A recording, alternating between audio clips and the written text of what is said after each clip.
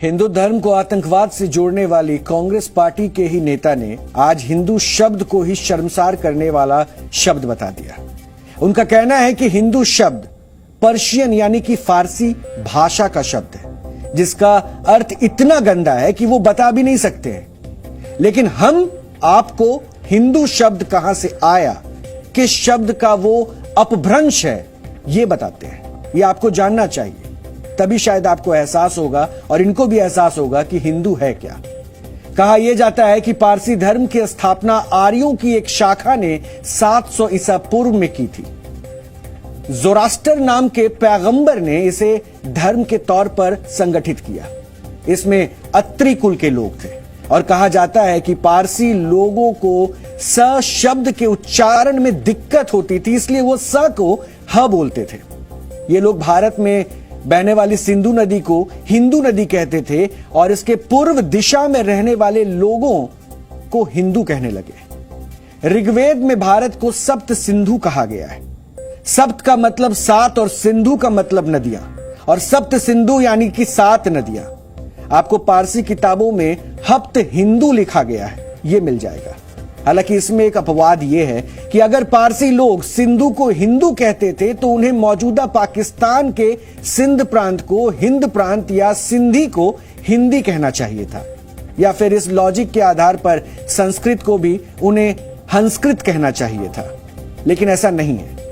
सच्चाई यह है कि हिंदू शब्द का जिक्र पारसी किताबों से पहले से ही मिलता रहा है, और हिंदू शब्द का सबसे पहला जिक्र विशालाक्ष शिव द्वारा लिखित 12 स्पत्य शास्त्र में मिलता है। इसके अलावा 12 मिहिर द्वारा लिखी गई बृहत संहिता में भी इसका उल्लेख है। हिंदू शब्द का उल्लेख बृहस्पति आगम में भी है, और बृहस्पति आगम समेत कई आगम जिस समय काल में लिखे गए थे उस समय इस्लाम का उद्भव भी नहीं हुआ था। और बृहस्पति आगम में हिंदू स्थान शब्द का उल्लेख है। इसलिए यह कहा जा सकता है कि भारत के ऋषि मुनियों ने इस धरती को हिंदू स्थान कहा था, किसी विदेशी ने नहीं। और बृहस्पति आगम के एक श्लोक में यह भी कहा गया है कि जो हिंसा की निंदा करता है वो हिंदू है। बृहस्पति आगम के एक श्लोक में भारत के क्षेत्र को विस्तार से बताया गया है, और इसमें लिखा गया है कि हिमालय से शुरू होकर इंदु सरोवर यानी कि हिंद महासागर तक जो धरती है वो हिंदू स्थान है। कि इतिहास की किताबों में मेगास्थनीज को ग्रीक यात्री कहा गया है। मेगास्थनीज ने 300 ईसा पूर्व में भारत के बारे में किताब लिखी थी, और इस किताब का नाम था इंडिका।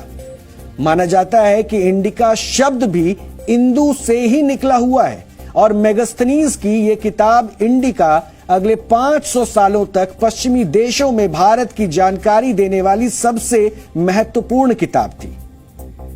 और इस किताब के आधार पर पश्चिमी देशों के लोगों ने सिंधु नदी को इंडस रिवर और भारत को इंडिया कहना शुरू कर दिया।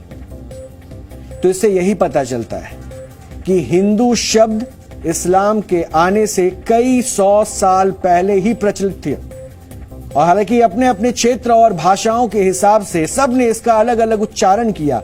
इसको किसी ने हिंदू, किसी ने इंतु, किसी ने सिंतु कहा, तो किसी ने इंदू कहा। लेकिन ये सारे शब्द भारतीय शब्द हिंदू के ही अपभ्रंश रहे हैं। यह कहना कि हिंदू शब्द विदेशियों का दिया हुआ शब्द है तो ये अल्प ज्ञान ही कहा जाएगा। और यही वजह है कि कर्नाटक कांग्रेस के कार्यकारी अध्यक्ष सतीश जारकिहोली को जब हिंदू शब्द के विषय में पूरा ज्ञान मिला तो उन्होंने अपने बयान पर माफी भी मांग ली।